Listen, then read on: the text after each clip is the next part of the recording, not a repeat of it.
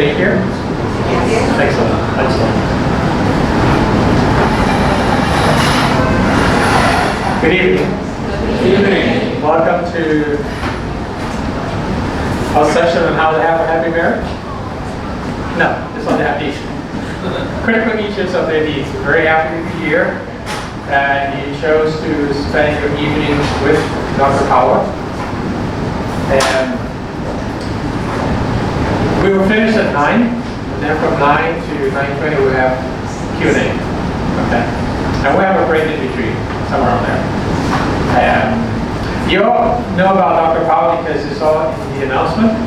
And all I need to do, just want to say a few things, well, not a lot of things. One of his biggest hobbies is to read. He enjoys reading.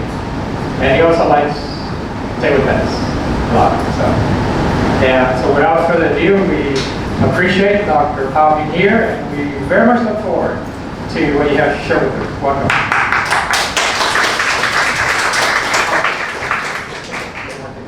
Before I forget, is that the material is available, and all you need to do is to scan the code here. Okay? And you get it in 10 days.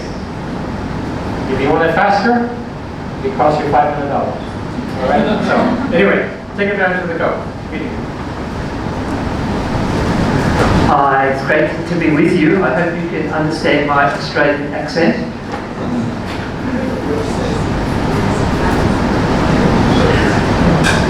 So in terms of background, my wife and I worked for over 20 years in the Muslim world, so working amongst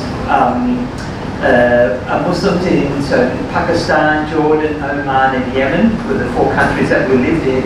But I've been to about a dozen other countries and done teaching in those, so places like Libya and Sudan, Iraq, and a whole range of other places around the Middle East and also some places around Asia as well.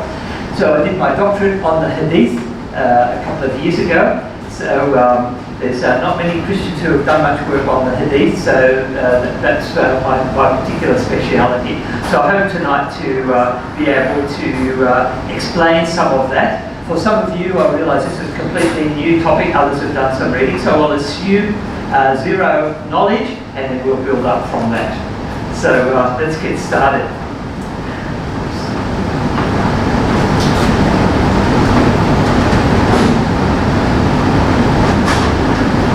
So the first thing is, what does hadith actually mean? Well, it's an Arabic word, and it means a saying or a speech or small talk. And in the technical meaning is about Muhammad's actions and sayings and those of his early companions. So the people who knew Muhammad and were with him during the time that he was alive. So the period, he was born in 570 AD, died in 632 AD according to Muslim sources. And the hadith is generally restricted to one of the many collections, and we'll be talking about those collections. When Muhammad died in 632 AD, he left behind about 100,000 followers. The first 10 years of his, or 12 years of his public preaching weren't very successful. There were about maybe 200 people, and then in the last 10 years, it grew exponentially. So by the time that he died, over 100,000 people called themselves Muslim. Some of them had known him all of his life, but most of them were newcomers to Islam, and the majority had never met him or seen him because he was one man in Medina and they were in different parts of the Arabian Peninsula. So even for the Muslims at that time, Muhammad was a bit of an unknown character. They knew him by reputation, but they didn't know him personally. And according to Islamic sources, the Quran had been completed by this time and soon was going to be collated and authorized. Of course, the Quran couldn't be finished until Muhammad died because he could give a revelation on his deathbed, and that would need to be included in the Hadith. In the Quran. But the Quran actually suffers from some serious deficiencies. One is its size. It's only about 6,200 verses long. It's about 3/4 the size of the New Testament. Because of this, it lacked a lot of details about how to live the Muslim life. And when Muhammad was alive, it was easy. People could just go to him and say to him, "O Prophet of Allah, what should we do in such and such a situation?" And he would tell them. Or they could try, they saw or heard him doing something and they would try to imitate it. And a common term in the Quran is the book and the wisdom. It occurs maybe a dozen or more times in the Quran. And Muslims have taken this to mean the book is the Quran and the wisdom is Muhammad's example. So you've got what's written in the text, or came to be written in the text, and what Muhammad actually said and did. But now that Muhammad was gone, the Muslims no longer had an example to follow, at least a living example, or one that they could go to and ask about him. And so stories about him began to circulate. People started saying, well, I heard Muhammad said this, or Muhammad did this. And during Muhammad's time, he wouldn't let people write these things down. He said, only write down the words of the Quran, only the words that I give you as recitation. He obviously didn't want these two mixed up. And so these were oral accounts, there were no written accounts of these things. But they were seen as an important part of ways that Muslims could live. But there was also another problem. Not only were they not written, Islam was quickly expanding. And so you can see here, by Muhammad's death, you can see here, oh, it doesn't show up on the screen. Okay, by Muhammad's death, the dark green area down in the bottom was the Arabian Peninsula. That was the area that Muhammad had occupied with his troops. But with the early caliphs or leaders, Muslim armies began to invade and occupy the countries around them. So within 30 years, the darker green areas had been overrun, and then you see the lighter green. In the next 100 years, country after country fell to Islam. 2/3 of Christendom was occupied by Islamic troops, and it looked like nothing could stop them. And many more people became Muslims, but they knew nothing about Muhammad. If you were living in Spain at that time, you probably didn't even know where Arabia was, let alone who Muhammad was. And so they needed to have these stories so that they could follow the wisdom of Muhammad. And so people started to write them down. And these were the very first collection. So you can see the names of the people there on the left-hand side. So there's 7 collections there. It's got the date that the person died, but notice the column which has got the red circle about it. It's called Years After Muhammad's Death. And they were all a century to a century and a half to 2 centuries after Muhammad died. These were not the accounts of eyewitnesses. These were from people who heard it from someone who'd heard it from Muhammad, or maybe another gap was in between there. And so the earliest accounts that we have of Muhammad didn't come from people who actually, or the written accounts that come from people who knew him, but from people who heard about someone who knew him. There was another problem with these, and that was in Hadith literature, they have a thing which is called an isnad, or a chain of transmission. And you can see again here, Muhammad down the bottom, and then Umar bin al-Khattab, one of his followers, and then a guy, Al-Qama, who never met Muhammad, and then another guy, Muhammad bin Ibrahim, and Yahya, and Sufyan, and Humaydi bin Zubair. Humaydi was the man who wrote this account, but there were 1, 2, 3, 4, 5, 6 links between him and Muhammad. So it wasn't a direct account, it was from hearsay. And often in these early collections, they didn't say who these people were. They just said, oh, I heard Muhammad once said such and such. There was no distinguishing between the genuine stories and the dubious, the things that we're not sure, and the forged. So people started making up stories about Muhammad. And it said in the first 2 centuries after his death, the number of hadiths increased in proportion to the demand. And people would make up stories about Muhammad because that's the story that they wanted passed around. If I wanted to say Muhammad liked rice, then I could make up a story about that, and then everybody would say, okay, so it's all right for us to eat rice. One man, Abdul Karim Abu al-Awja, confessed to fabricating 4,000 hadiths. So this man was just making up stories about Muhammad. These were pure fiction. He was caught and he confessed and he was executed because of this. So we have a whole lot of hadiths, and some of these you might have heard if you have worked with Muslims very much. This is a common one that I often hear in Australia. It says, "We have returned from the lesser jihad to the greater jihad, the struggle against the evil of one's soul." It was said that one day Muhammad was returning from a battle, and they said to him, "O Prophet of Allah, where are you coming from?" And he said, "I'm coming from the lesser jihad to the greater jihad." Now they knew that he'd been fighting, and they said, "But what is the greater jihad?" And he said, "The struggle against your own soul." But this is not a true thing. It was made up 500 years after Muhammad died. He never said it. Here's another one. "Seek knowledge even if you have to go to China." Great one if you're living in Hong Kong. But again, Muhammad never said this. It was made up by somebody else who obviously wanted to develop trade with China. "The ink of the scholar is holier than the blood of the martyr." At this time, the Muslims were expanding and occupying countries, and there was a lot of Muslims were being killed in battle, and they wanted to encourage scholarship. And so someone made up this story that it was better to be a scholar, a person who reads and writes books, than to be a person who fights. Made up. But Allah says, "I was a hidden treasure and I wanted to be known, so I created a creation and then made myself known to them, and they recognized me." Again, a fabricated hadith. Allah never said this. Muhammad never reported it.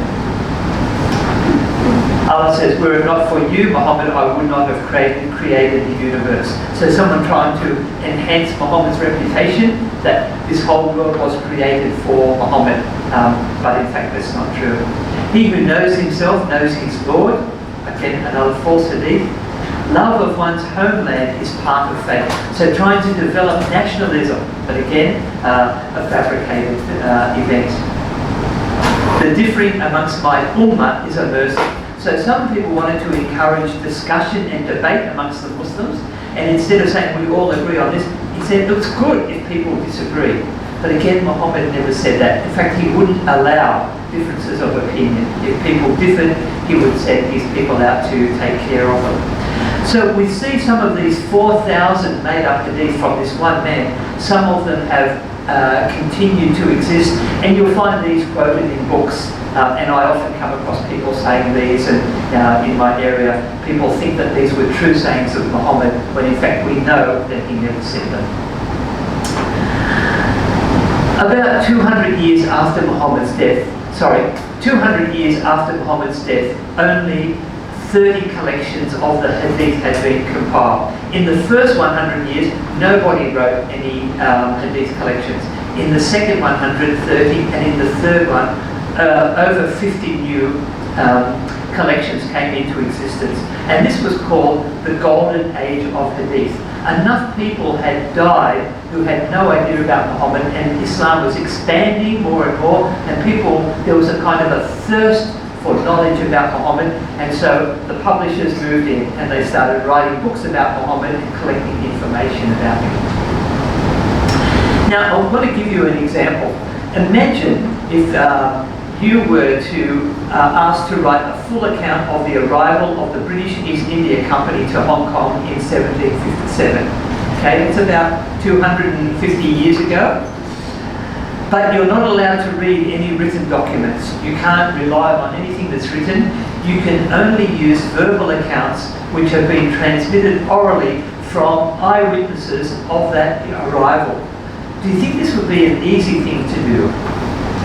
It'd be quite hard. 2.5 centuries, this is a quarter of a millennium ago, and people are trying to work out from oral accounts, and only oral accounts, what happened back in that time.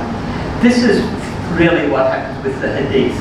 The Muslims are seeking to base their lives on an account of Muhammad from 250 years before, when clearly nobody was present, and they wanted to understand what had happened back in that time. But these new collectors had some new standards. First of all, they said there would be only verbal transmission, and we saw Muhammad wouldn't allow people to write the stories down during his lifetime. There were also higher expectations of the transmitters. And there's a story. Al-Bukhari one time, he heard that someone living a long way away had a story about Muhammad that he'd never heard. And so he travelled for 2 months to go to this man's farm. And when he got there, he saw the man at a distance. And he said to the people who was in, they said, "That's him over there." And this man was trying to catch his horse. And so the man had a handful of grain, and he held it out. And when the horse came near to him to eat the grain, he grabbed it by the mane, and then he put the handful of grain inside his pocket. So he had tricked the horse into thinking, "I've got some food for you," and then he didn't give it to him. And so Al-Bukhari said, "This man is deceitful. He's deceived the horse, therefore I can't trust anything that he says." And so he went back without getting the story from this man. So these were the kinds of standards that they would put into place in order to make sure that the transmitter was an honest person.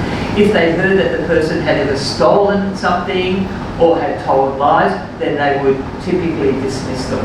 So you would think that they would only get the truth from these people. And Muslims are very positive about the Hadith collections, saying this is truth, this is a sign that these things are true. The other thing that these new Hadith collectors after 250 years started to do was to classify Hadith.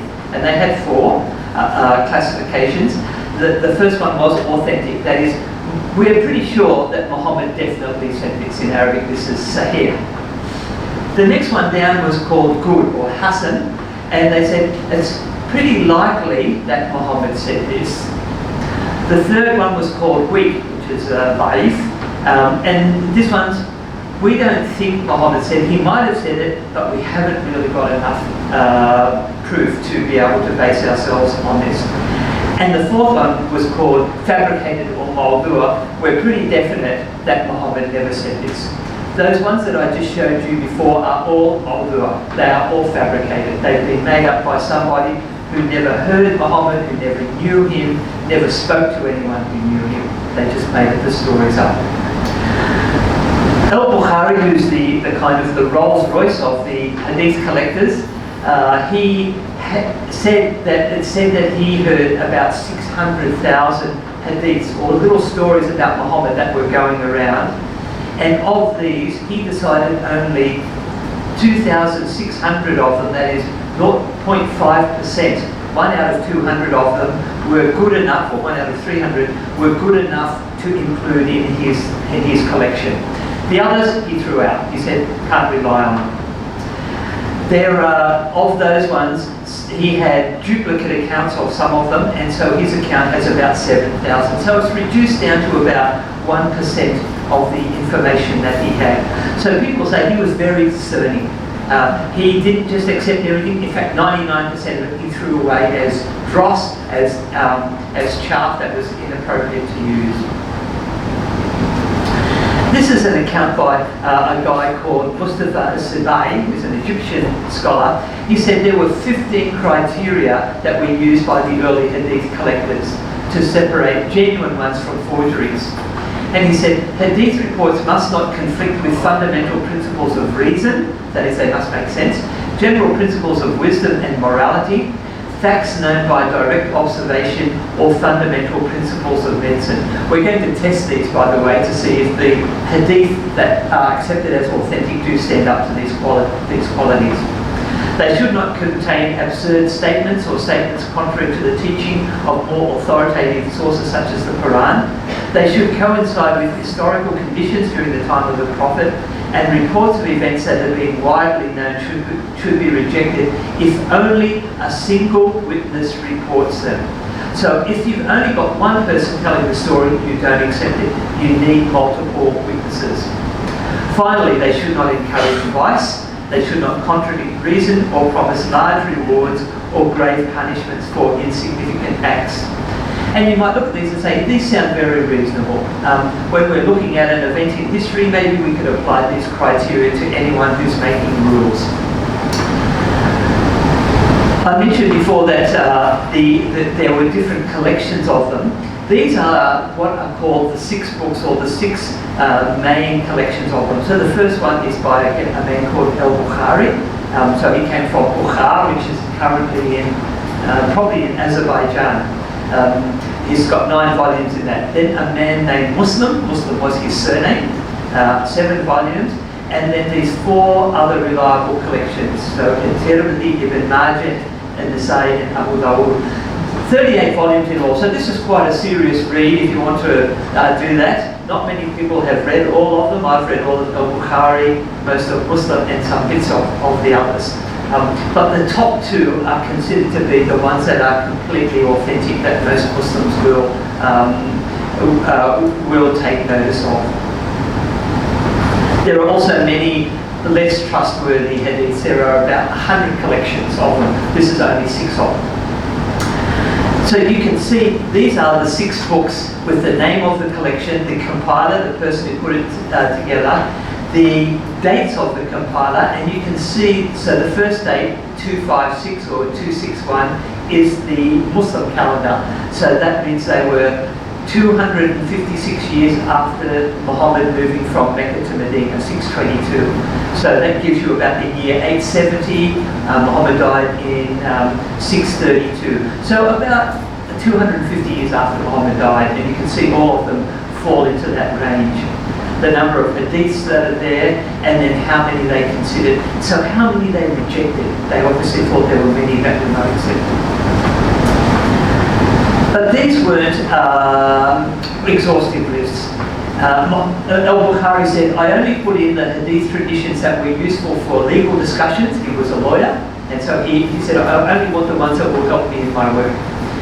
Muslim limited his collection to hadiths whose authenticity he believed was agreed by all. If people said, I don't think that is true, he would throw it out.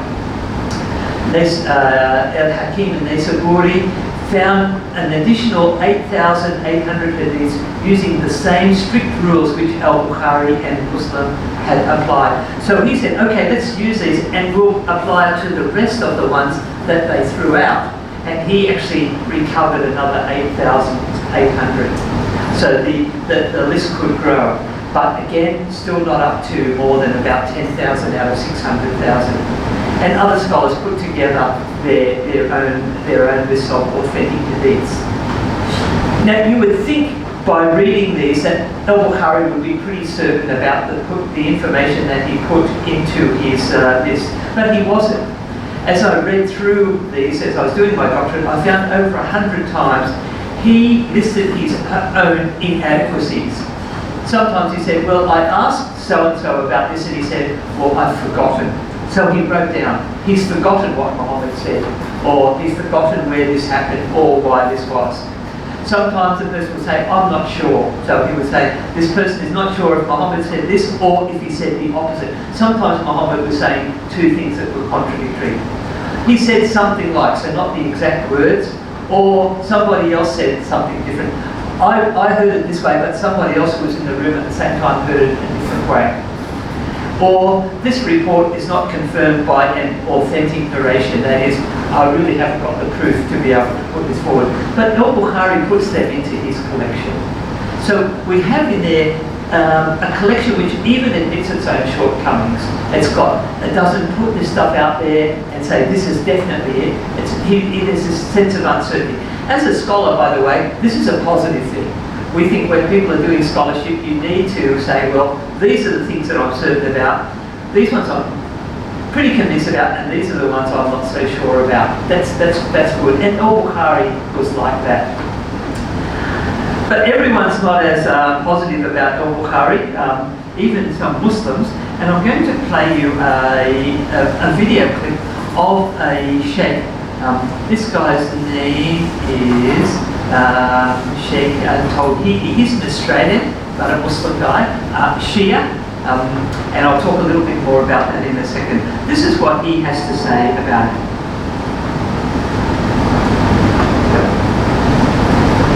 My father made the choice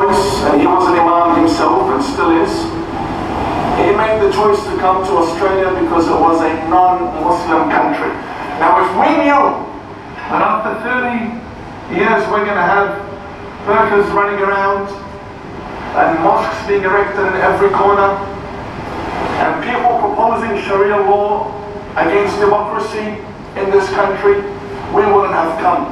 I believe that the entire religion needs a review.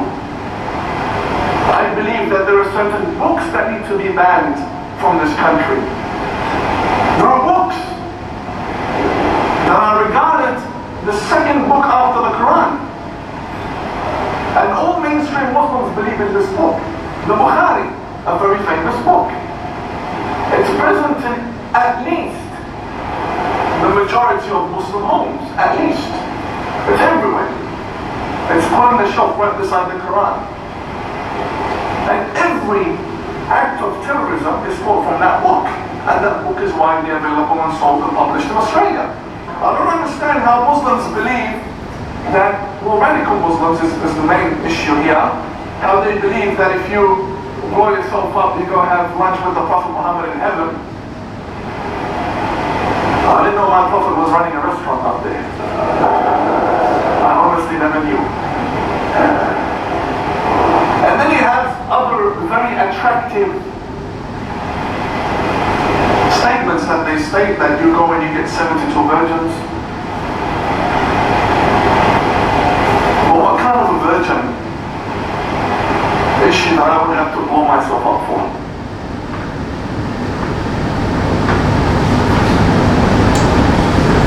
It's interesting that he was quite happy to go public with this statement. Very clear indictment against the Hadith and particularly Al-Bukhari. Now, a cynic would say, well, he's a Shia and the Shia don't accept Al-Bukhari. They have their own collections and it's easy for him to say, you know, I don't follow that because they have their own collections with some of the same material in it. But he's really come out quite strongly against that, and also against other things. The idea, you talked there about the 72 virgins. I think the Quran does teach that for people there will be virgins in heaven, but the number 72 comes out of the Hadith and gives a lot more detail about them. He also talked about the Hadith teaching about every act of terrorism. That was his terminology. Let's have a look at some of the teachings that we find within the Hadith. This is one. So again, all of these are from Al-Bukhari, and you can see the chapter there is the number tells you the volume, and then number 44 would be the place that you would find it. Some of them are repeated, so the bottom one's repeated 4 times. He said, a man came to Allah's apostle and said, instruct me as to such a deed as equals jihad in reward. And Muhammad replied, I do not find such a deed. He said, it's equivalent in merit to performing prayers without ceasing and never breaking one's fast throughout the month of Ramadan. The Prophet said, a single endeavour of fighting in Allah's cause in the forenoon or in the afternoon is better than the world and whatever is in it. And so Muhammad's very positive in these hadith about jihad. When we lived in Yemen, it was the time when Osama bin Laden was trying to recruit soldiers from the Yemenis to go and fight in Afghanistan. And we would hear these things being played over loudspeakers in the street. As we were walking down the street, they would be playing these ones very loud. Here's another one. Muhammad said, I've been ordered by Allah to fight against the people until they testify that none has a right to be worshipped but Allah, and Muhammad is Allah's apostle. And so he said, the idea of fighting is until people convert. So this is the idea of testifying, Yashhad. And only Allah and Muhammad is his apostle. Muhammad said, he who fights so that Allah's word, that is Islam, should be superior, then he fights in Allah's cause. Again, ISIS picks up on these and uses these as a way of recruiting and encouraging their soldiers to go out to fight. Jihad was effective for terror. Muhammad said, I have been made victorious with terror. And another one, Allah made me victorious by awe, by his frightening my enemies at a distance of 1 month's journey. So Muhammad, as he was raising his army, people were fearful and they knew that perhaps he might come and attack them. So they would send a delegation to Muhammad and say, we have decided that we will embrace Islam, we will submit to Islam. And then Muhammad would accept that and he would send his armies to fight against them. So terror was a really important weapon according to these hadith and according to what Muhammad did. I mentioned before that Sheikh Tawhidi had different collections from the Sunni collection. So the ones that we looked at, the 6 books, are all from Sunnis. This one's from the Shia collections. And again, you can see there are 6 of them, and the dates are later. So they're about 300 years after Muhammad died, 350, 400 years, some even 600 years after. So they're much later than the Sunni, so much less likely to be accurate, and got a lot more detail in them. One of them is 110 volumes, so that kind of outdoes it. So Muhammad's story got bigger and bigger as the centuries moved by. He did more and more things and said more and more things according to the Shia collections. So we're going to have a look at some of the...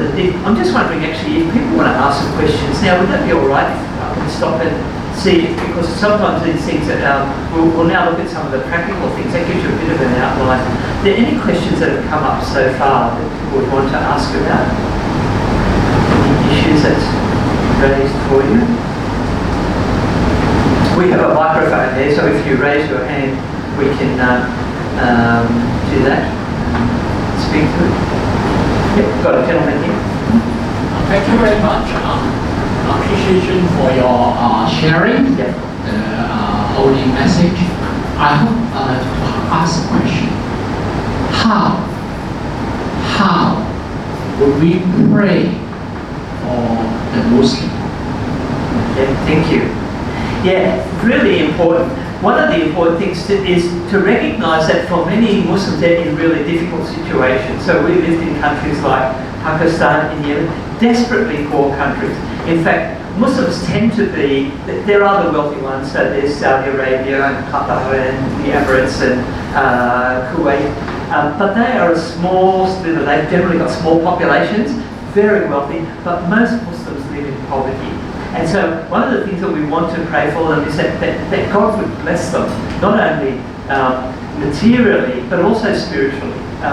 Many of them have not been in a position to be able to hear the good news even once, so they're quite separated, so we need to pray that God would send more workers into the harvest. And this has got a great opportunity here in Hong Kong. You've got 300,000. The city that I live in, Melbourne, has got 200,000 Muslims. And each week we get out on the streets and we want to share the good news with them. So we pray for God to open up doors, but we also want to be the answer to those prayers ourselves and be willing to step out. Thank you. Another gentleman up here. What would you say is the overall content of the Hadith in terms of, how much about war, how much about how to pray, how much about how to go to the toilet or whatever? Yeah, good. Okay, great question. Yeah. So this afternoon we had a session and I actually did the figures on that. So about 1/3 of it is on things like the ritual issues, like how to pray, how to do the fast, how to do zakat. Another 1/3 would be on everyday life, so things like how to run your business, what kind of clothes to wear, the very practical matters, marriage and divorce, bringing up children, so that's about 1/3 or 1/4 of it. About 10% of it would be about theology, theological matters, so teaching about the nature of Allah, teaching about the Quran. On the Hadith, about 12% of it would be, so about 1 in 8 of the verses of the passages would be about war, and so it could be describing Muhammad in battles or giving some instructions about how to engage in war and how to deal with things like prisoners and booty and all of those things. So yeah, but I've got those figures if people. Another one there. See. When was the Quran compiled? Was it available to those people who had no chance to hear about Muhammad and yet they were converted to Islam? Islam, yes, good, yeah, thank you. Yeah, so according to the Muslim history, and everything I'm doing tonight is from a Muslim perspective, so if I was Muslims here, then hopefully they would say, yeah, you're being fair with the information that we have. That when Muhammad died in 632 AD, there was no written version because they couldn't write the last one until he died. Some people had bits of it and they had their own kind of mini collections. And there was a big battle called the Battle of Yamama, and many of the people who had memorized the verses got killed in that battle. And so they said, we need to have a written version. And so the caliph of that time, a guy called Abu Bakr, then said, okay, got a guy, Muhammad's scribe, a guy called Zayd bin Thabit, and said, can you write down a copy of that? And so Zayd collected what he could and wrote it down. But there were also other collections floating around. And so some of Muhammad's other companions said, well, actually, we've got our own. We remember what he said, and they wrote their collections as well. And there were different collections. Maybe, I know, up to 6, maybe there may have been more than that, and they differed. And then eventually there was a time when the troops were at the border of Armenia, and they were about to invade Armenia, and the troops said, okay, let's have a Quran reading in a place they'd set up as a mosque. And they said, those of you who follow Abu Musa's version go over there, and those of you who follow Abdullah bin Ka'b's over there. And they started reciting the same verses, but they differed with each other. And then they started yelling at each other, saying, no, no, you're wrong. They go, no, no, you're wrong. So they said, okay, we need to sort this out. So the Imam, the caliph of that time, who was Uthman, said, okay, I want, he put together a committee of 4, and he said, I want you to agree on a version of the Quran, and then we'll collect all of these other ones and we'll destroy them. So they got an authorised version, but at the cost of destroying other versions. So it wasn't something that people had agreed on, but then it was broadly spread out to many other people at that stage. So it spread around, and yeah, so that'd be the story there. All right, I'll just keep moving on with this, and we'll have time for more questions afterwards. Let's have a look at some of the Hadith. So we saw before that this man, Mustafa as-Sibai, said, Hadith should not conflict with fundamental principles of reason, general principles of wisdom and morality, facts known by direct observation, or fundamental principles of medicine.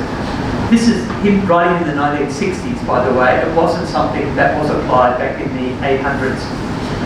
Here's a story that comes out. Muhammad said, Satan stays in the upper part of the nose at night. Muhammad, looking down the bottom, Abu Hurairah, one of Muhammad's companions, said, the Apostle of Allah said, when one of you wakes from sleep and performs ablution, he must clean his nose 3 times, for the devil spends the night in the interior of his nose. So when we lived in the Muslim world, each morning they would get out there and they would wash out their nose very loudly because they believed in this. And he puts a footnote in here. We should believe that Satan stays in the upper part of one's nose, although we cannot perceive how, for this is related to the unseen world, which we know nothing except what Allah tells us through his prophet, his apostle Muhammad. So this idea of Satan actually being up your nose. So when a person sneezes, you say, Alhamdulillah, that is, praise God, because that person has sneezed a Satan out of their nose. And then you say, Yarhamakallah, may Allah be merciful to you. Here's another one. Muhammad said, if a fly falls in the vessel of any one of you, let him dip all of it into the vessel and then throw it away. For in one of its wings there is a disease, and in the other there is healing, the antidote, that is the treatment for that disease. So this was Muhammad's treatment, and or Muhammad's teaching about food contamination, that he believed that having a fly in your food was not necessarily a bad thing, because you would also get the healing.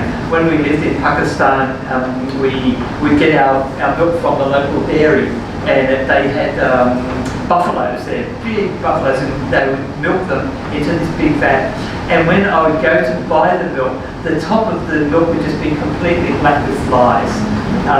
And they would then put it through a strainer and just give you the milk out of that. And, I'd see the Australia would just be full of dead flies because they'd come and drown in it. But if you believe this, then you would think, well, that milk is safe to drink. We would boil it, but following this. And so when he talks about not conflicting with fundamental principles of medicine, not aware, obviously, of the contamination that occurs. Here's another one. Muhammad said, if you find a dead mouse in a container of butter fat, throw away the mouse and the portion of butter fat around it and then eat the rest. So, this idea. And remember that the Arabs were poor. They were really struggling. Food wasn't in abundance. And so, this seemed like a very practical kind of thing for people to do. You don't waste food. And again, this is 1, 2, 3, 4, 5 times in Al-Bukhari. So it's widely attested. It means it came from a whole lot of different people reporting the story. Here's another one. The people of Uqal or Urayna came to Medina and its climate didn't suit them. So he ordered them to go to the herd of milk camels and drink their milk and urine as a medicine. So you would mix the urine in with the milk and drink it, and this was a way of getting rid of fever, according to this thing. And I was in Sudan once talking with the police chief of the town. He said, "Oh yeah, this would be a common thing. We can do this." I said, "Oh, I think I'll just go for an aspirin, thanks." Hygiene issues. He said, when you eat, do not wipe your hand until you have licked it or had it licked by somebody else. And again, this whole idea of, and this is practiced, but unaware of the kind of saliva-borne diseases. My wife's a doctor, and I said, what can you get from saliva? She said, well, here's a start. So gastroenteritis, HepA, glandular fever, herpes, respiratory infections, and giardia can all be passed on through sputum. So she said, probably not a good idea. Another one, Muhammad said, a believer eats in one intestine, with one intestine, whereas a non-believer eats in 7 intestines. And it's probably meant as a thing that believers are moderate with their food and non-believers are greedy. It just comes across as some very bad physiology from this. Another one which was there was you should not promise large rewards or grave punishments for insignificant acts. A Jewish prostitute one time saw a thirsty dog, and she reached down into the well and gave the dog some water from her shoe. And the dog drank it, and then Muhammad said, Allah thanked her for her good deed and forgave her, and he approved of her deed and made her into paradise. So this woman, despite this work of prostitution, was forgiven because she gave a drink of water to a thirsty dog. The other end of the spectrum, a woman was sent to hell for tying up her cat which died of thirst. And Muhammad said, I saw the woman and she was in hell, and the cat was scratching her with her claws or lacerating her with its claws as her punishment for eternity. They had this concept that if a person dies because of a certain thing, their punishment will fit the crime, and this woman having her skin shredded by the cat for tying it up. So one woman goes to heaven for giving water to a dog, another woman goes to hell for her cat dying of thirst. There's a lot more stories, and I've written a book, Challenging Islamic Traditions, and one called Jesus and Muhammad, which gives some of the details about these things to put these out. They're not out there in the public arena. A lot of people are unaware of them, but I think it's important that they be talked about. I'm going to show you a film clip of an Australian politician named Jackie Lambie, recently re-elected, and a Muslim activist, a lady called Yasmin Abdul-Magid, and you'll see her in a second. And they were having a discussion on national TV about Sharia law and how applicable it was to Australia.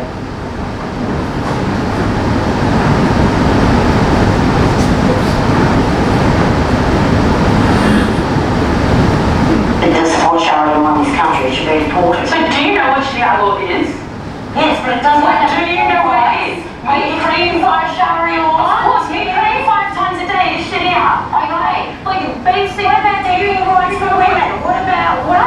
Completely separate from us. And then you can be a Sharia law supporter and be half pregnant at the same time. We are talking about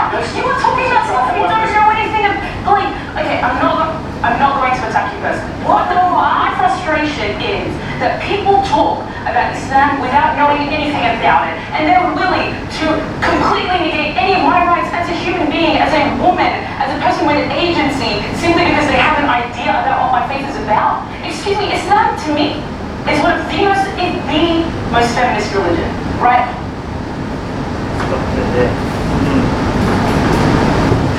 So she makes the comment that Islam is the most feminist religion in terms of supporting women's rights, and she would go public with that.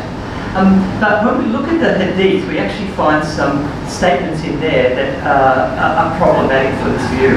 One time Muhammad passed a group of women at a praying place. He said, "I have not seen anyone more deficient in intelligence and religion than you." He said, "O women, a cautious and sensible man would be led astray by some of you."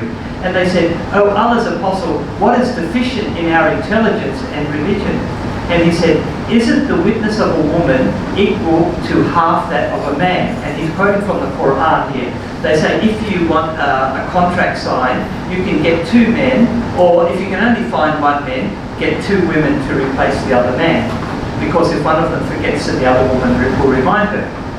And the woman said, "Yes, that's true." And he said, "This is because of the deficiency of a woman's mind." And so he makes this rule into a kind of a reflection on women's intelligence. In many Muslim countries, women are banned from becoming judges. And because of this, because women don't have the intelligence, according to this teaching, to be able to pass judgments. Another time he talked about women as crooked ribs. He said, "Treat women nicely, for a woman is created." By the way, the references here, these are from Al-Bukhari, so these are from authentic hadiths which Muslims would generally accept. "Treat women nicely, for a woman is created from a rib, and the most curved portion of the rib is its upper portion, that is the brain. So if you try to straighten it, it will break, but if you leave it as it is, it will remain crooked, so treat women nicely." And then he said, "If you want to get benefit from her, do so while she still has some crookedness." So this kind of thing, and a lot of Muslim women and Muslim women are kind of offended by these kind of statements. He talks about during a monthly period, a woman is not permitted to go to the mosque or a prayer place, and in fact they're not allowed to fast during Ramadan. They're not allowed to touch the Quran because of this inherent uncleanness. He said, "Give up the prayer when your menses begins, and when it's finished, wash the blood off your body, take a bath, and start praying." And then he said to these women, "Isn't it true that a woman can neither pray nor fast during her menses?" And the women replied in the affirmative, and he said, "That is the deficiency in her religion." So he really puts all women in this category of being lacking intelligence and lacking in spiritual ability because of the rules that had been made up in his society. And many of these were, by the way, pre-Islamic rules. They weren't things that had come with Muhammad. They were the ways that the Arabs ran their society. He also said that women can ruin men's prayers. Abu Huraira, one of Muhammad's followers, said, "Prayer is annulled by a dog, a donkey, and a woman if they pass in front of the praying people." And Aisha, Muhammad's favourite wife, said, "You have made us women dogs." So a donkey, a dog, a woman, it's all the same. So these are sayings of Muhammad, and again from the authentic traditions about women. The problem with eyebrows. Abdullah ibn Mas'ud said, "I heard the messenger of Allah say, Allah has cursed the woman who does tattoos and the one who has them done. The woman who plucks her eyebrows, that is namisa, and the one who has it done, mutanamisa, and the one who files her teeth for the purpose of beauty, altering the creation of Allah." Might have been filing or making gaps between their teeth, but you are not allowed to do this in order to make yourself look better. So that was a rule for Muhammad that Muhammad had talked about, and again this is in both Al-Bukhari and Muslim, as many of these are. And I noticed that many Muslim women do pluck their eyebrows, and this was a comment by a Muslim scholar, an Australian guy called Theological, and he talks about this issue. Is it permissible for women to do this?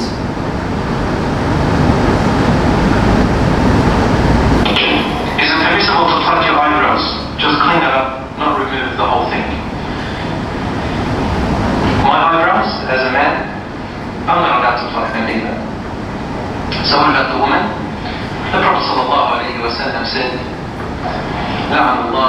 النامصة والمتنمصة. Allah curses the woman who plucks her eyebrows and the woman who plucks them for her. والواشمة والمستوشمة. And the woman who tattoos another woman, the woman who gets a tattoo for herself. And the woman who files her teeth or makes them wider in order to look nicer just for nothing like that. She is cursed. So you said pluck your eyebrows, then you said just clean it up, not remove the whole thing. Well, cleaning up involves plucking. So if cleaning up involves plucking, then it's the same thing, sister, isn't it? Or brother? However, I would like to relieve you with one thing. In a case of extreme necessity, you're allowed to pluck your eyebrows, such as if you happen to be a woman, it is very rare, a woman obviously, who has abnormal eyebrows. Then Allah does not oppress you. He allows you to pluck enough to make them look normal. Not to pluck them to make them look like moral ink or something. And also you're allowed to pluck between the eyebrows. Right? In the Arabic term, the eyebrows are the ones directly above the eyes. So you can clean up what's above your nose. But above the eye, this is something which Allah takes offense to, because as though you are altering Allah's creation, altering Allah's art. Yeah. So be careful of that. It's a big thing. Some feminist scholars, Muslim scholars, are really unhappy with all of this stuff, and when they see it, they are so offended, they say, this can't be right. So Rifat Hassan is a Pakistani lady. She dismisses any hadith, including some from al-Bukhari, which she says denigrate women. She says, it's gratifying to know that these ahadith, which is the plural for hadith, cannot be the words of the Prophet of Islam, regardless of how male chauvinist Muslims project their androcentrism, that is male-centeredness, and misogyny, that is hatred for women, on their Prophet. So she says, Muhammad could never have said these, because he loved women, and therefore he would not say these things. But they don't really have proof for it. It's just that they don't like what he said. Other women like Amina Wadud, who's a black American Muslim professor, Fatima Meranisi, a Moroccan, have also said the same thing. They said, we can't accept these things. Sure, people have accepted them for 1200 years, but we cannot accept them. These things are just offensive to us as a gender. Suleiman Bashir was a professor at University of Nablus in Palestine. He said, serious doubts could easily be cast not only against traditions attributed to the Prophet and companions, but a great deal of those bearing the names of successors too. And so he was quite critical of some of the hadith, saying, we can't just simply accept them because people say that Muhammad said them. He, unfortunately, he said this in a classroom at the University of Nablus one time, and his students, it's reported, threw him out of the window, and he died as a result of that. So it's not a safe thing in many situations to criticise something that Muhammad said, quite risky, and he paid for that in his life. The government of Turkey has the Department of Religious Affairs, and they have recently commissioned a team of theologians at Ankara University. And they said, we want you to put together a new collection of the hadith. We realise that many of these hadith, although they've been around for a long time, many people find them offensive. And we want you to put some, to make a collection which is more in keeping with the modern world. And they've recently done this. So they've made a collection. They've left out those ones that are considered to be unacceptable to the modern mind, and just put them to the side, and just put in the ones that they think would have much more traction with modern liberal audiences. So people are recognising that there are some problems with the hadith. Some Muslims reject all the hadith. Even the ones that are sahih or authentic. There's a group called the Ahl al-Quran, or the people of the Quran. They were formed in Amritsar and Lahore in 1906, and that was part of the India, British India at that stage, now India and Pakistan, and their leader was a guy named Abdullah Chakrallawi, and another guy, Khawaja Ahmeddin, who said no hadith can be trusted. So now we're starting to find other Muslims, in fact these were earlier ones, who were starting to challenge these hadiths, and in fact not only these hadiths but any hadith. And they have a reason for this. They say when we look at the Quran, we see the Quran makes great claims for itself. The Quran says it is a light from God, that is a nur in Allah. It is a clear light, a nur mubin. It is glorious or majid. It is certain. It is inspired. It is powerful and unassailable. It's a mighty book. It is wise. It is the truth, and it is perfected in reliability. So they make really high claims for the Quran, or the Quran makes really high claims for itself. It's not that Muslims are doing this. This is the Quran. There's hundreds of verses where the Quran talks about itself. Someone said the most self-referential book that's ever been written, talking about itself. It also says that it is a perspicuous or plain book or Quran. It has very clear verses, and it's got, Allah has made His signs clear so that you can understand them. It says we, that is Allah, made an Arabic Quran so you can understand it in a clear Arabic tongue. And you can see there's dozens of verses in there that relate to these things. It's claimed that the Quran has no contradictions, no falsehood, no crookedness. This book is 100% reliable. It also says that it's comprehensive. It's detailed. It's a detailed explanation of everything. An explanation of everything, and it has neglected or omitted nothing. So all of the things that you need to know, you can find in the Quran. You don't need another book or books according to this teaching in the Quran. And in fact, it's Allah's responsibility to explain the Quran. You don't need even anyone to interpret the book for you. It says, we, Allah, have explained everything in detail with full explanation. And we send it down as a Quran in Arabic, and we explain in detail all the warnings. We've explained in this Quran every kind of similitude or parable. We've set forth for mankind in this Quran every kind of parable, and it's explained by one who is wise and all-knowing. So again, you don't need another book, you don't need a commentary. The Quran explains itself according to these verses. And you can see they're spread all throughout the Quran. And then the Quran says it's uncomplicated. Allah says we made the Quran. When often Allah, about a quarter of the times in the Quran when Allah refers to himself, he calls himself we. So using the plural, Muslims would say this is the royal plural, but that's I'm not sure about that. In fact, I doubt it. But this is the terminology that's used. We made it easy in Muhammad's language. We didn't send a messenger except with the language of his people, and Muhammad was to convey the message in a clear way. So it's not a hard book to read according to these verses. You pick up the Quran, you can read it, you can understand it. Most people don't agree with that, but that's what it says about itself. And then it claims that it's sufficient. It says the Quran can lead people out of darkness into light through its clear signs or verses. It says Allah could have supplied other books if needed. So if Allah thought that you needed other books, then He could have given you other books, but He didn't. He just gave you the one, and that's all that you need. It's clear, it's understandable, it's comprehensive. What else could you be looking for?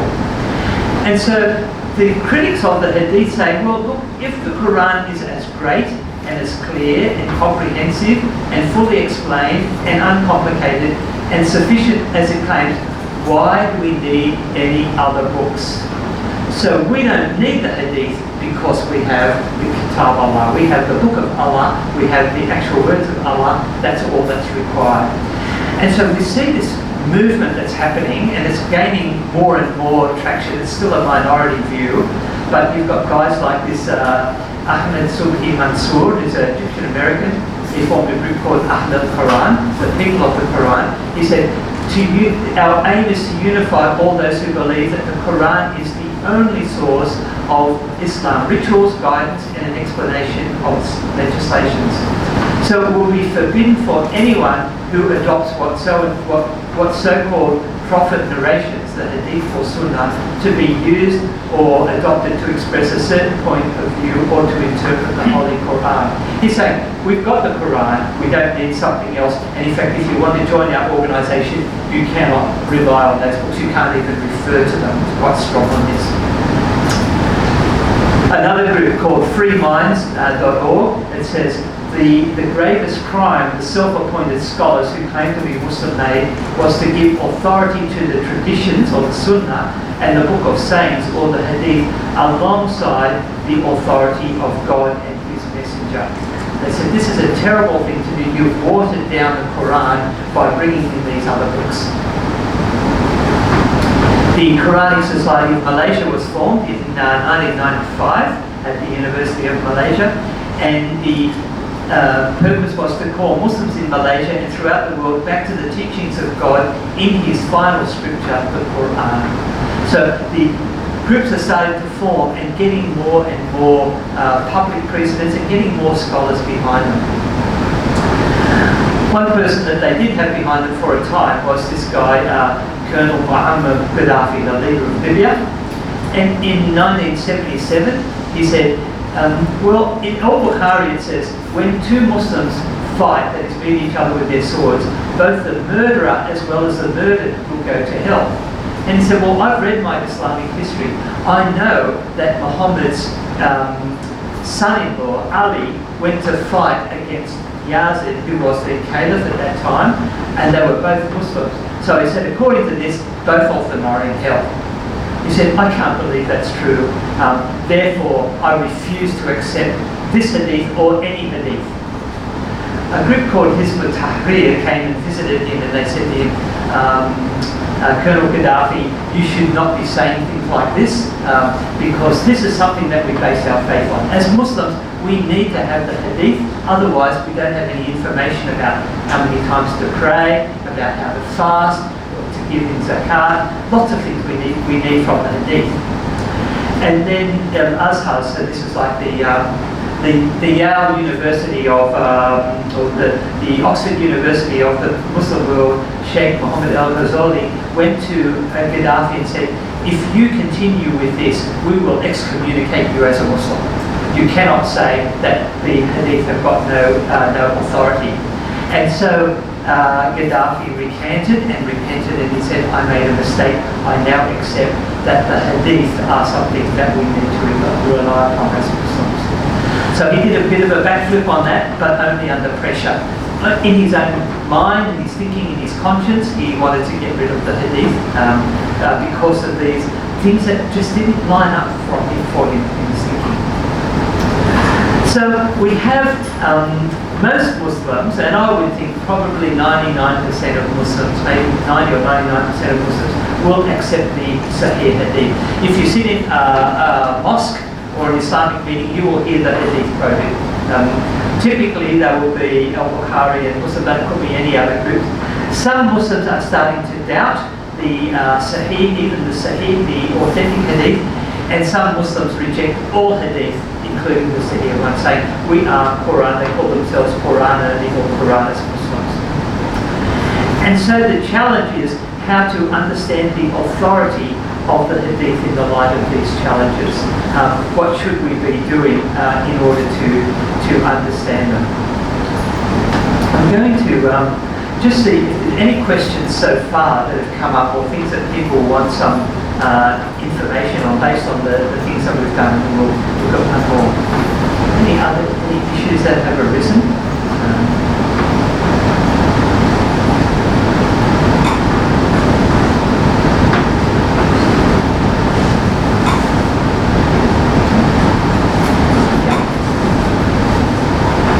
We've done a lot of reading of the Hadith. There is this debate these days on how much, who was Muhammad, was it indeed there a real Muhammad, even someone like Robert Spencer would say there wasn't. Do you have a sort of picture of Muhammad from all your reading of the Hadith?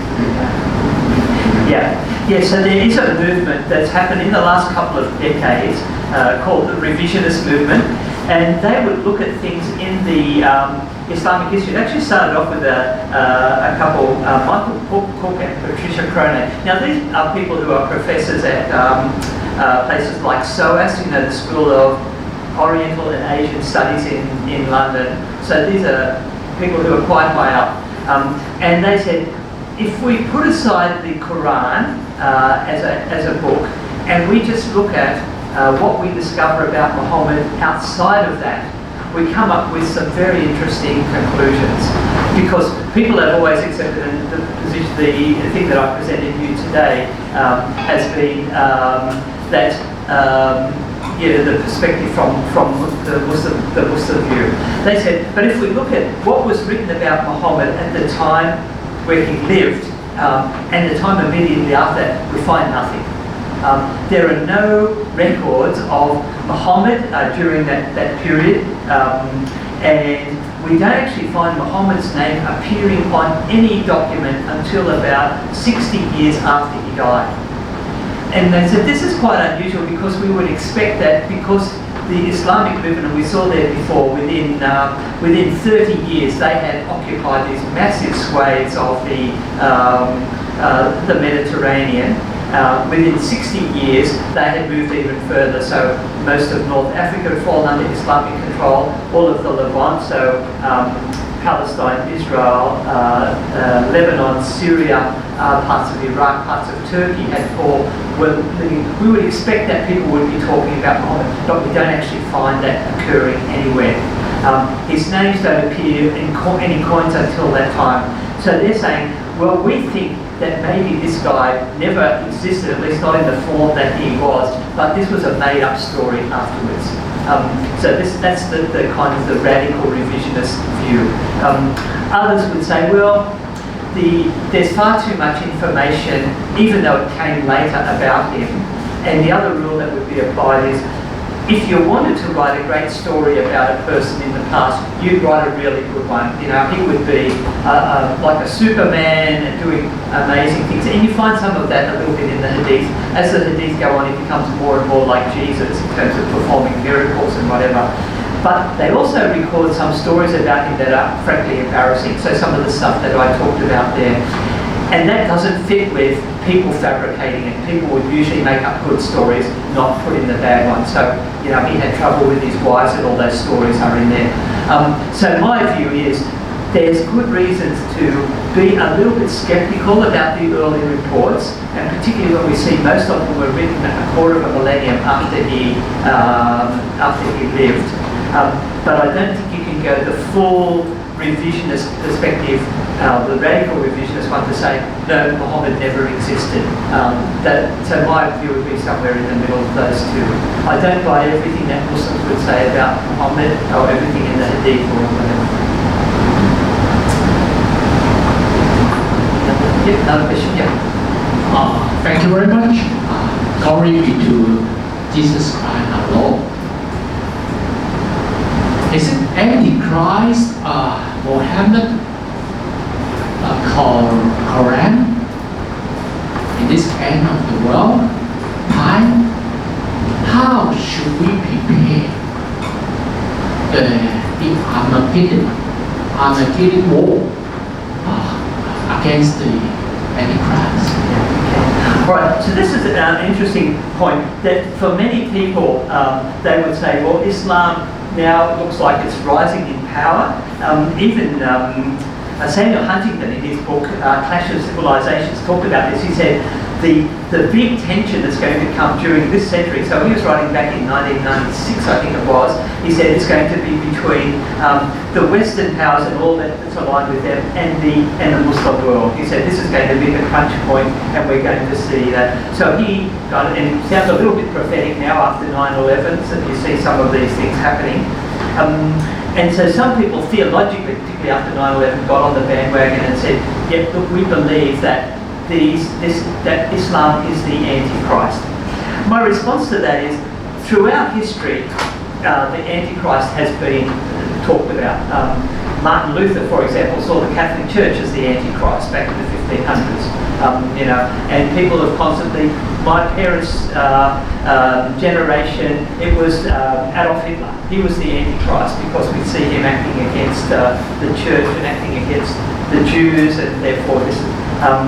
The communists, you know, when I was my younger days, the communists were the Antichrist. So we've seen this kind of thing developing over the stages, and now Islam comes across.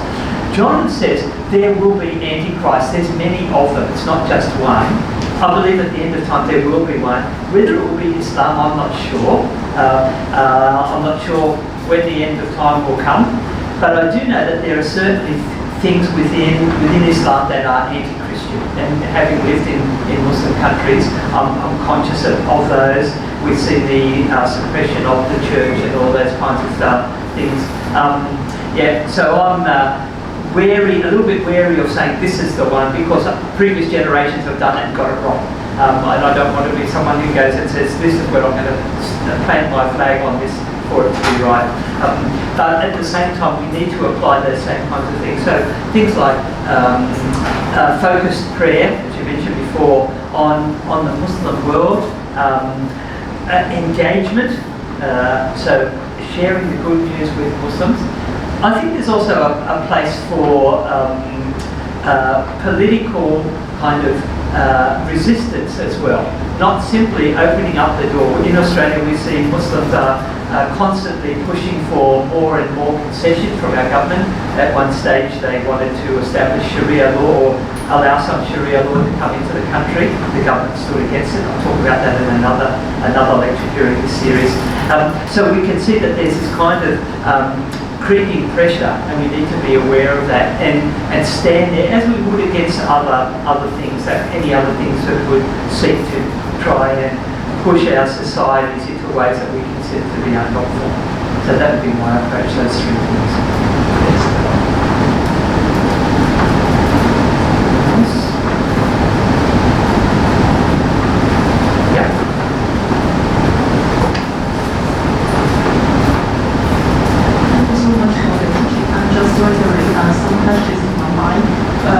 Because through time about there's some movement of some Muslims, they start to reject, or they put the Hadith into a position of less importance. So less important. Yes. Yeah. So I'm just wondering, because these nowadays more and more Muslims, they regard Hadith to be less important. So I'm wondering, in the past century or in the past time, did this happen? And one more question is, so what is the main reason why those Muslims, they take Hadith to be less important, or they just reject Hadith, just like those ladies, the scholars, or they suddenly they discover Hadith, they tell about women is very, how can I say, it's less respect or less important. So there's some ladies, they start to fight about it. So what is the main reason about that? Or they suddenly discover something which is very important, but they didn't discover in the past century. Yeah, okay, thank you. Yeah, so the issue is they're a little bit, so all of those women, by the way, that I mentioned there, have are living in the West or have strong connections with the West. So Asma Berlas is American, in fact 2 of them, maybe all 3 of them are professors. Fatma Meredisi died last year, in American universities. And when they try to put forward these things and they come across these sayings in Muhammad, you know, from Muhammad, they're really embarrassed and they think, I have to have some way of dealing with this. And so they try and minimise them and push them out of the way. So that would be the kind of thing. It's a kind of a public embarrassment, I think. So the second part of your question, sorry, was? Yeah, I think that was the main thing. Yeah, so it's really public pressure, and I know we do street outreach in Melbourne, and we put out a pamphlet called what Muhammad taught about women. And so we put it out there, and people come by and read it, and they'll have a list of all of those things. And we'll say, we don't have any comment about it, we just put the information there. And a lot of women read it and think, wow, you know, I didn't realise it's just there. So it's been there for 1,200 years. It's not something that's just come to light recently. I think it's key that we talk about those things. Yep. May I ask that for hygiene forum, are they truly like the other? And I mean, this be mentioned in Heidi or in Heidi that as they may have to like the others, and there's a kind of practice or eat the buttery fat. There's a mouse, and there's a mouse that go into buttery fat and cut it off and eat the breast and something like that. Are they still do the practice? Yes, currently? yes, certainly. And like, again, some of the places that we lived were really quite, like in the rural villages in places like Yemen and even places like Pakistan and whatever. For them, following the Hadith, the Sunnah of the Prophet was really important. And they would do that and again, poverty is another issue. You know, if you're poor, you can't afford to throw out all the food, so you have ways of dealing with that. And they would put that down as, well, Islam is a very practical religion. So that would be their kind of take on that. So, okay, yeah, but yeah, according to our understanding, that's not a good way to be doing things.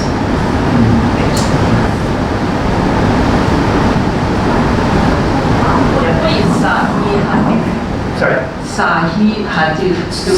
Sahih means authentic. Yeah, so it's just an Arabic word for authentic. So Sahih. Yeah, if you ask me something, you know, and I said the right thing, you say Sahih. I might just jump on and we've got a couple of minutes and have a look at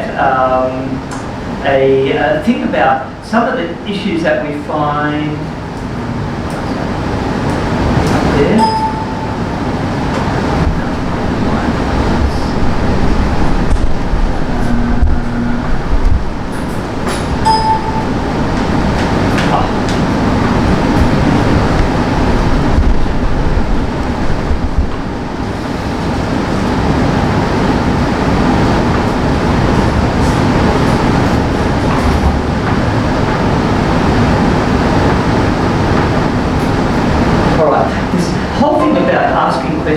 So one of the issues that we particularly found amongst Muslim people, and we've had a lot of dealings with Muslims, we've had several live in our house, so people that have come from difficult backgrounds, often refugees, have stayed with us, and we've been able to talk with them a little bit about their faith and what it is.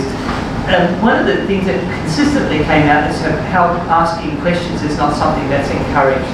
And this is a verse from the Quran. It says, Allah cannot be questioned for his acts, but the unbelievers will be questioned for theirs.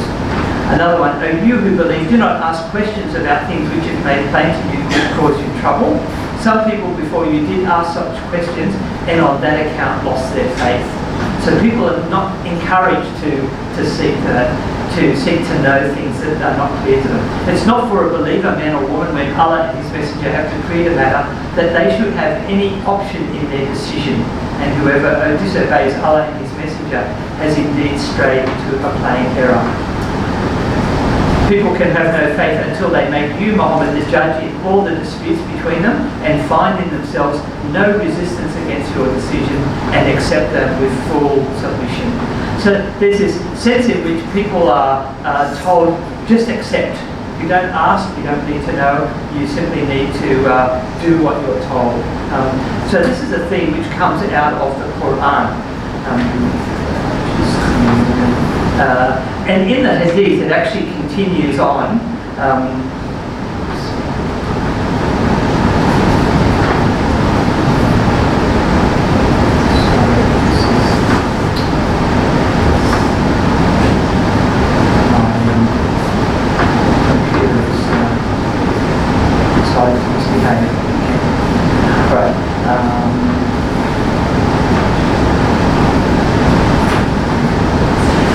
When we look into the Hadith, we find that that Muhammad was very resistant to being asked questions. Once when the people starting Muhammad, Allah's apostle questions, they asked so many questions that he became angry. He was asked about things which he didn't like, but when the questioners insisted, the Prophet got angry.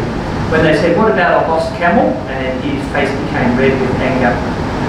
When it was apparent, he became angry, and it was apparent on his face, he got angry, his cheeks became red, the colour of the apostles' face changed because of anger. So you can see Muhammad often would fly into a rage when people asked him questions. He didn't like it, particularly if he didn't know the answer, and often he didn't. And so this was a concern, and he would let it be known that I don't want you to ask me questions.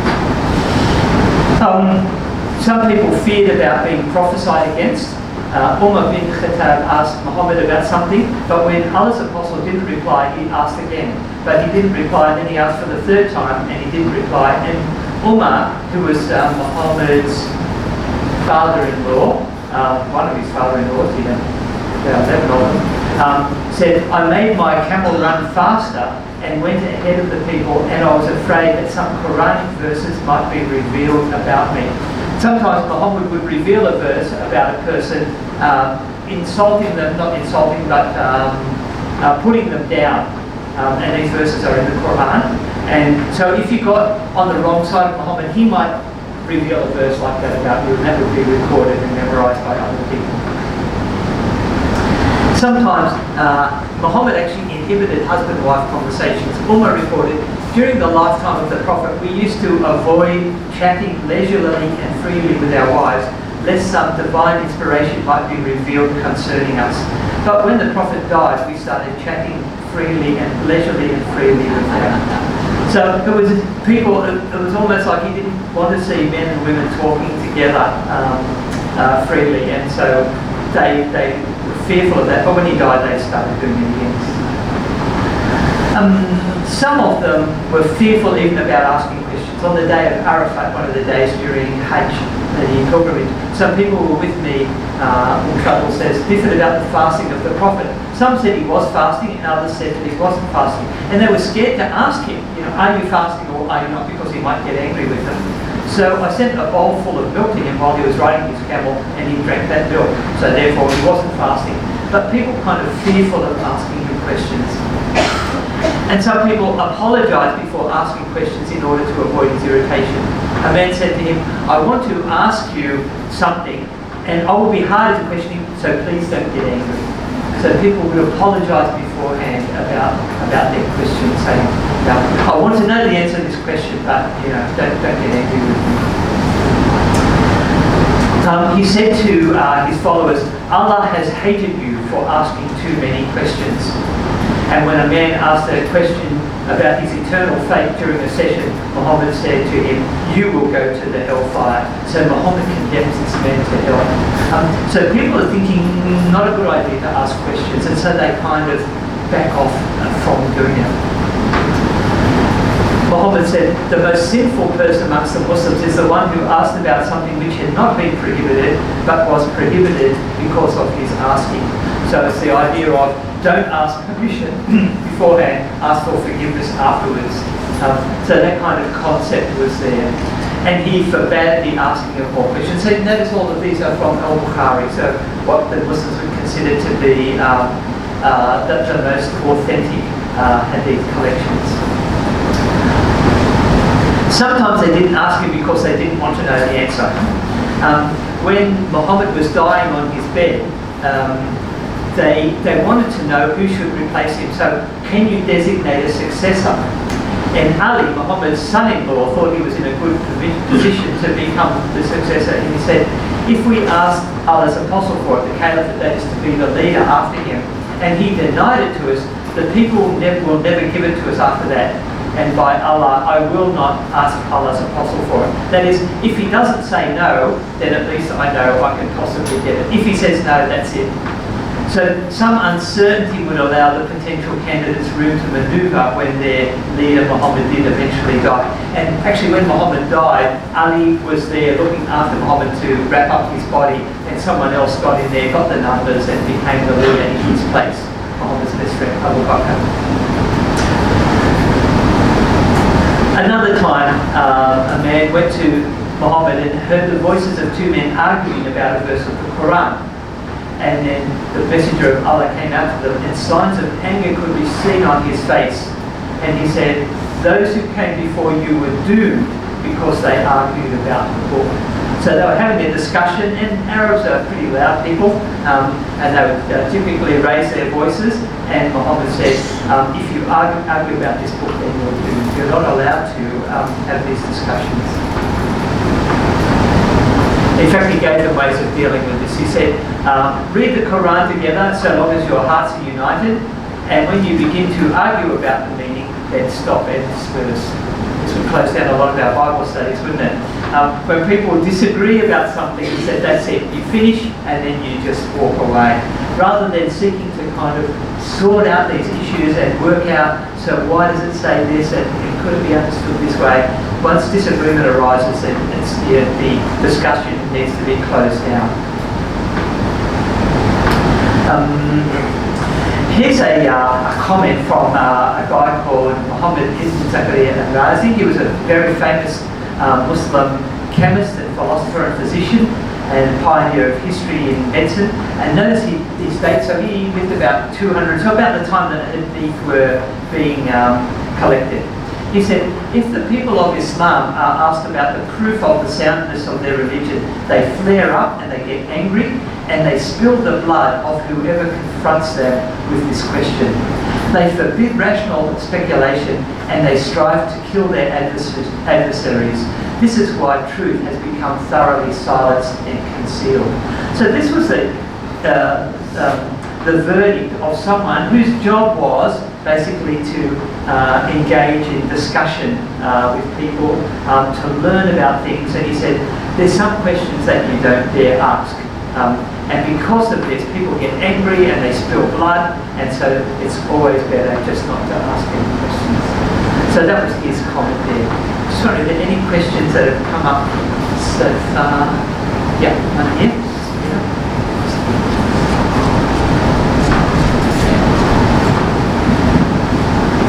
I remember he said some Muslims want to reject the Hadith because they think there's some problems in Hadith.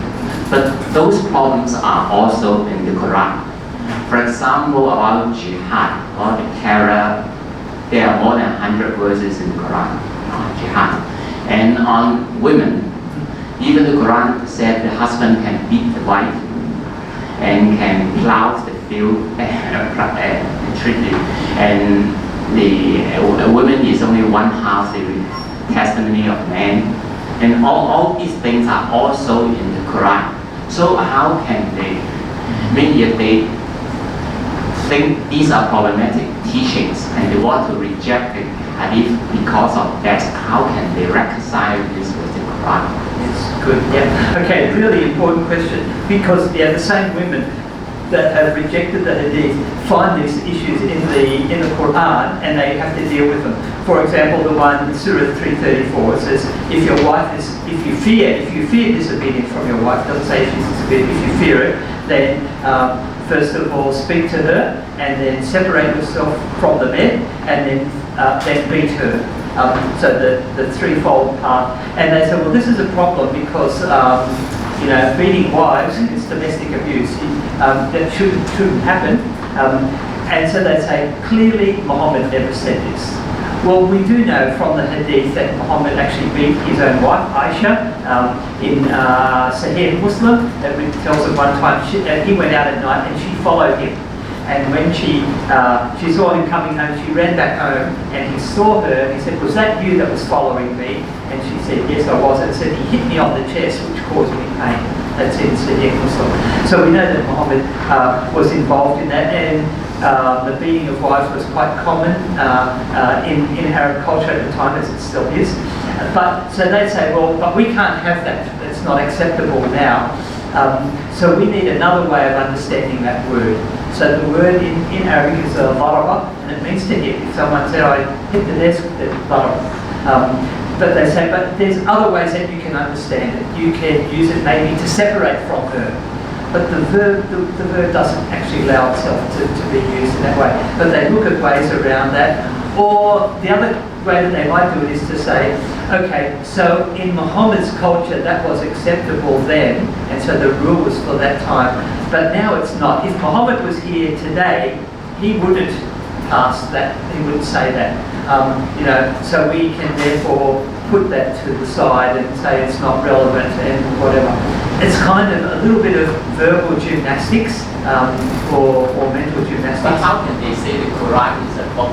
It's a book in heaven from eternity. That's the problem. That if you've got a text which has come down in history, you can interpret that way. But if you believe it's the book which has always existed and has been beside the throne of Allah from the beginning, then you've got serious problems about being able to take that. So they really do struggle with it. They write a lot about it, but I don't find any of it very, very convincing. That's a problem.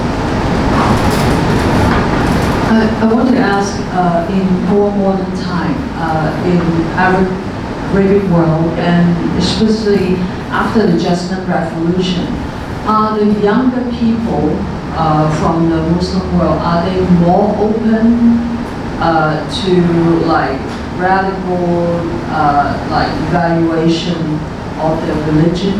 Because we all know that Muslim is really like a very community type of religion, and people are being put under a lot of pressure. So younger people, what is the response at the moment? Yeah, it's interesting. I'm finding they're moving in two directions. So for many of them, they're seriously questioning their faith, and some of the people that have lived with us, all of them had left Islam, so they decided that it wasn't for them. And because of this question of asking questions, they said we were never allowed to ask questions when we were young. Why not? Why are they trying to hide? And they became very kind of negative about that. That would be one. Also, I ran a conference in our college in Melbourne for Iranians who had left Islam and become Christians. And we had over 200 of them turned up. So for them, once they got on their boat or their planes and leave Iran, and so for many of them a long time before, they decided that was it, we're not going to have anything to do with that, and they moved towards Christ. The other thing that we're seeing is that for some young people, they're becoming more kind of radical and more conservative. So occasionally I live in an area of Melbourne which has got a very high Muslim population, and sometimes I'd see a car with the door open, there's a mum there with a hijab, and a girl would get out with a very skimpy kind of outfit on there. I'm thinking that there's some interesting discussions. But sometimes I meet parents who are the other way. They say we came to Australia, like Sheikh told me, to escape the kind of strictures of Islamic society. But my son has grown a beard and he's hanging around with guys in the mosque and reading the Quran. My daughter started wearing the hijab, and we don't know what to do about that. So for some of them, they get their identity from being Muslim. They say, we're in Australia, my parents grew up in Egypt, I look Egyptian, but I'm not. Australians don't see me as one of theirs, so what am I? I'm a Muslim, that's my identity. And they become quite fundamentalist in terms of this. So we're seeing both of those moving in the two directions. And for a lot of them, it's the middle area where Islam is, they'll go to Eid and go to the mosque twice a year, it's a bit like Christians who go to church at Christmas and Easter. So that kind of thing, you'll see that as well.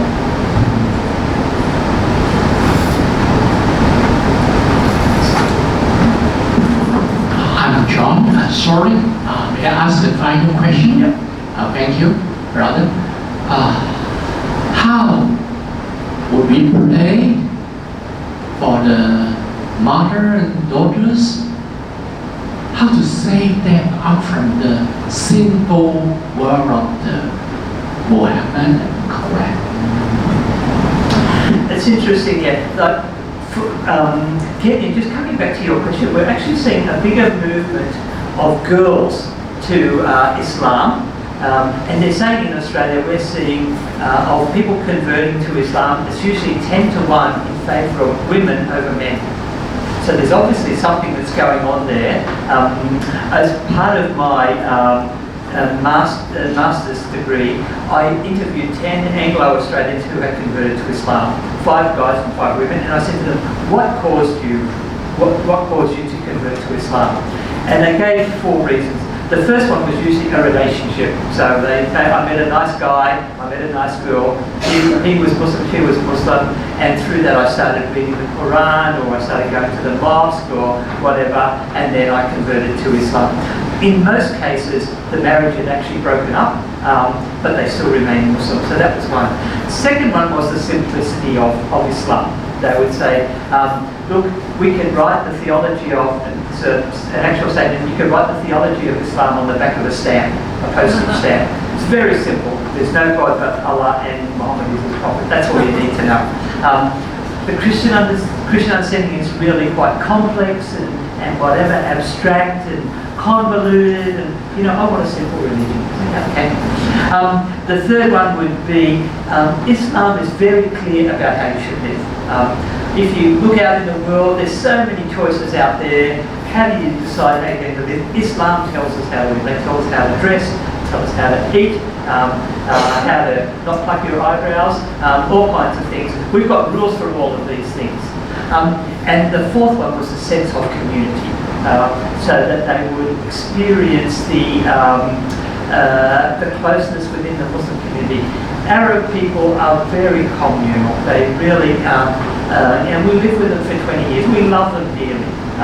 They're very inviting, very generous, very hospitable, and you think, of course I want to be with these people. They're a lot of fun to be with.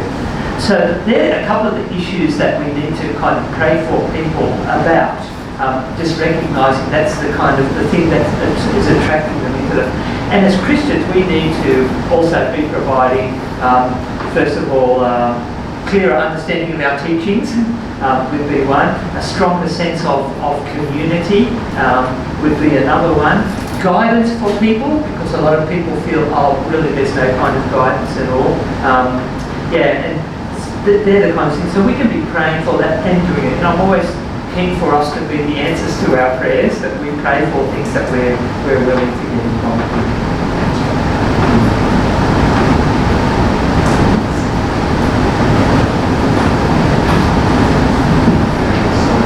Seem to be holding the questions. Yeah.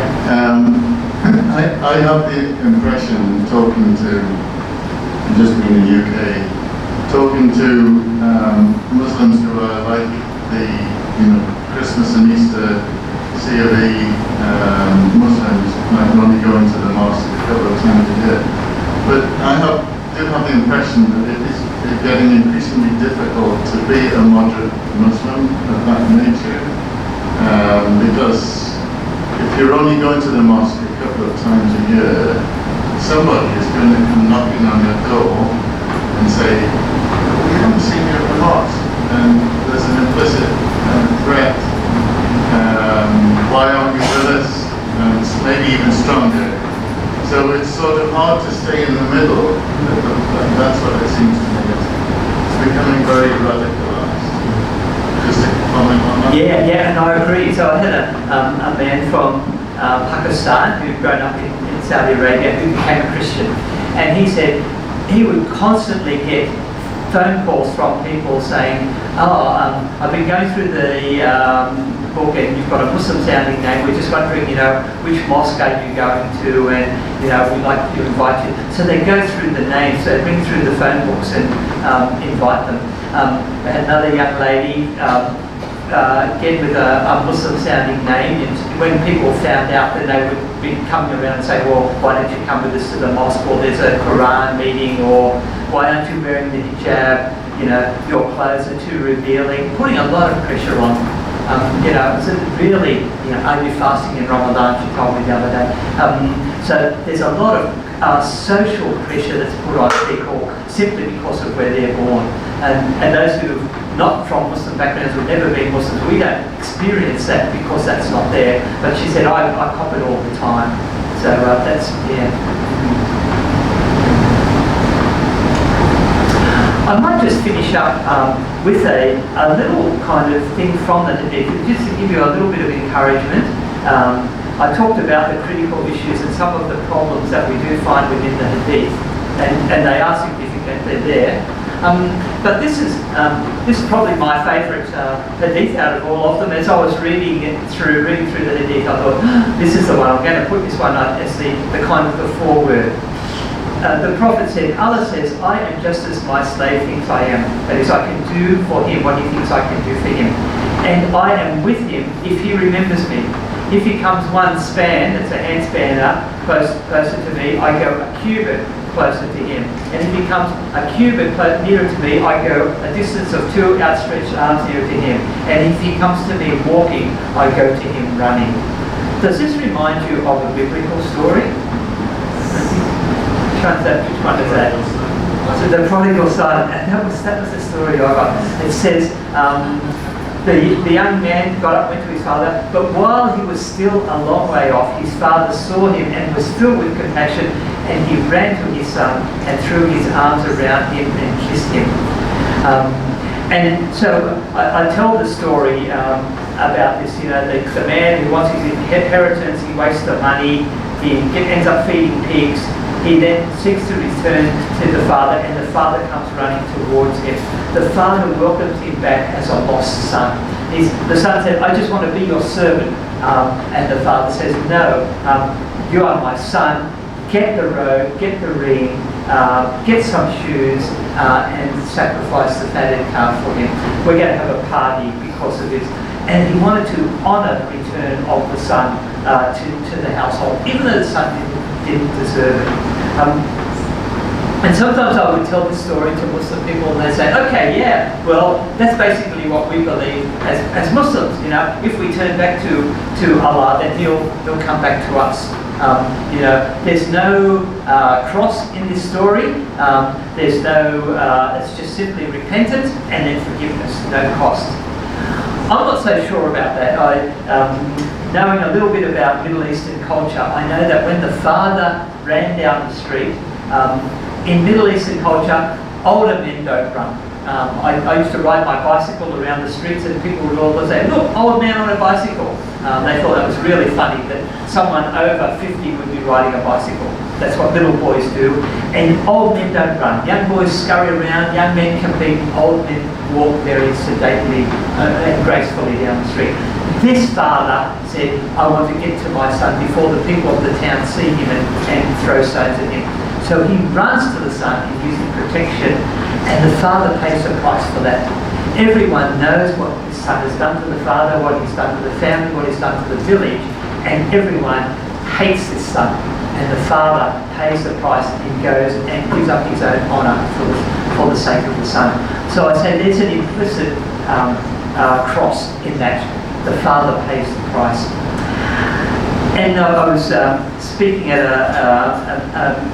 a debate one time in Melbourne, and a couple of young Muslim girls came up to me afterwards and said to me, well, we think that you're unjust. And I said, why? Why do you think I'm unjust? And they said, well, you believe that Jesus died on the cross for your sins. I said, that's right. And they said, well, that's unjust because why should someone innocent suffer for someone who's guilty? I said, oh, that's interesting. I said, let me tell you a hadith, and you might know this one. And I started off. So one day, Muhammad was sitting there during the month of Ramadan in his house, and a man came to the door. And the man said to him, O Prophet of Allah, he said, I've committed a sin. And Muhammad said, what? And he said, well, in Ramadan you're not allowed to eat or drink or have sex during the daytime, during the daylight hours. And I did. I had sex with my wife during that. So that's a sin. He said, what can I do to pay for it? Muhammad said, well, I want you to go and set a slave free. And the man said, well, I don't own any slaves. He said, okay, feed 60 poor people. And he said, well, I don't have money to feed 60 poor people. And he said, well, fast for 2 months. And the man said, I can't, I'm not strong enough to do that. Just then, a basket of dates arrived for Muhammad, for him to break his fast with. So Muslims will break their fast with a date and a glass of water. And this was Muhammad's iftar. This was what Muhammad was going to have for dinner that night. And someone gives it to him. And so Muhammad takes this basket of dates and gives it to the man and said, give this to the poorest family that you know. And the man says, in truth, O Prophet of Allah, I know no family that's poorer than my family. And he said, Muhammad smiled and he said to him, okay, take it and feed your family. So I turned back to these girls and I said, so in that story, who sinned? Did the man sin or did Muhammad sin? And they said, well, the man sinned because he did what he shouldn't have done. I said, okay. I said, in that story, who paid the price? Did the man pay the price or Muhammad paid the price? And they said, Muhammad paid the price. And I said, there you have it. Here we have someone who is innocent paying the price for someone who's guilty. And I said, that's what actually happened on the cross. Jesus, who knew no sin, it says, God made him to be sin on our behalf so that we might become the righteousness of God in him. So we're the ones who get the full tummies, like the man in Muhammad's story, and he's the one who suffers for it. And I said, this is just a picture of what it is. I said, it's not so much, there's justice in there because the sin gets paid for, but there's also mercy and there's grace and forgiveness. And I said, that's what the gospel is all about. That's the centre of it. And we can reconcile that with our understanding of who Jesus is and what he's done. And then went on to talk a little bit about that if a person wanted to believe in Jesus, there were 4 steps, A, B, C, and D, to accept that Jesus died for you, to believe in him or put your trust in him, to confess your sins.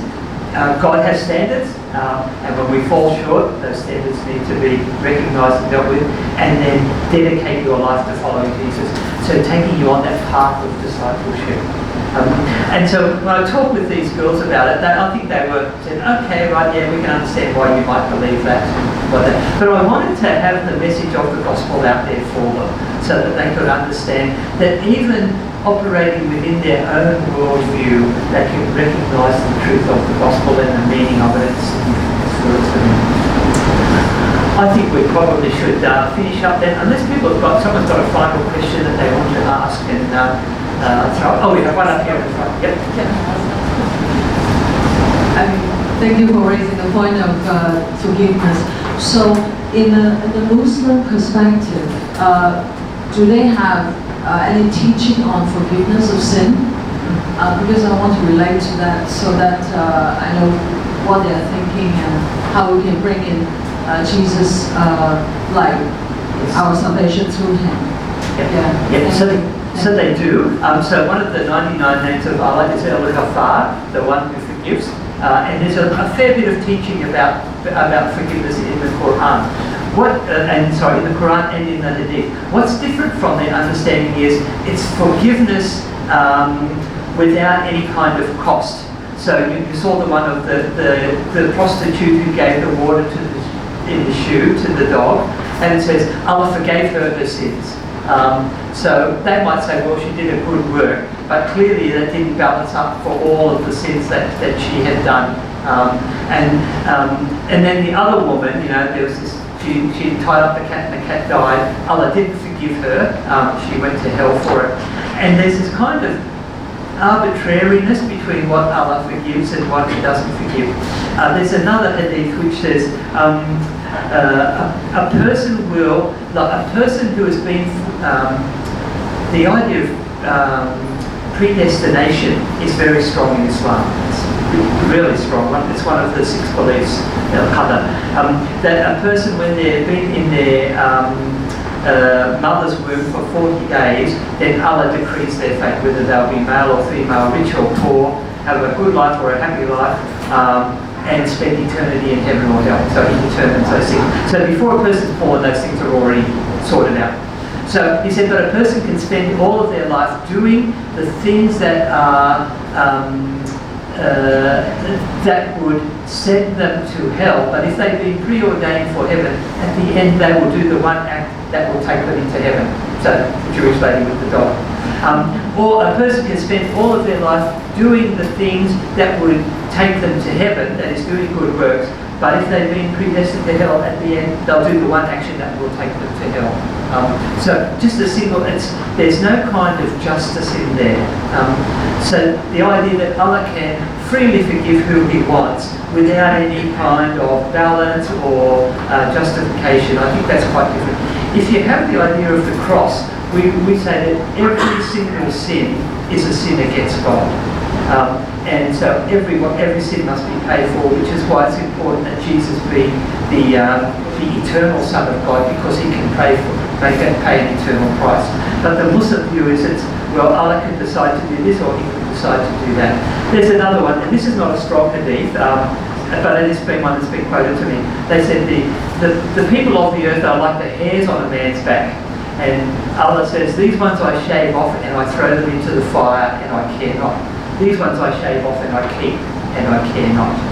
And there's not this sense of this overwhelming love of God for people. You know, God doesn't want anyone to perish, but that all would reach repentance. That concept's not in there. It's more like Allah decrees in and out, and that's the way that it's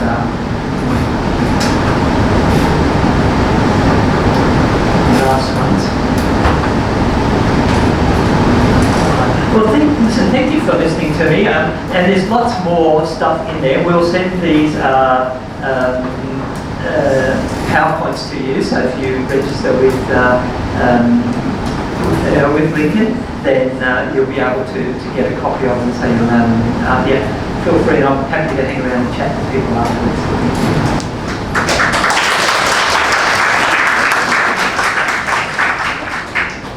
Thank you very much, Dr. Power. And thank you very much for coming and spending time with us. And what we'd like to do before you leave, and there might be some people here who are here for the first time, and you're visiting our church for the first time. And we would very much like to welcome you, we'd like to know you, we'd like to contact you. And if you do not mind, could you raise your hand and let us know who you are? And we have friends here who would like to give you a personal welcome. Anybody here for the first time? Okay, there's a gentleman here. We visited a gentleman over here. Anybody else here for the first time? Okay. Well, thank you again for coming, and we'll be here again tomorrow night for another very interesting session. And have a safe trip home, and God bless you, and we shall see you tomorrow. Thank you.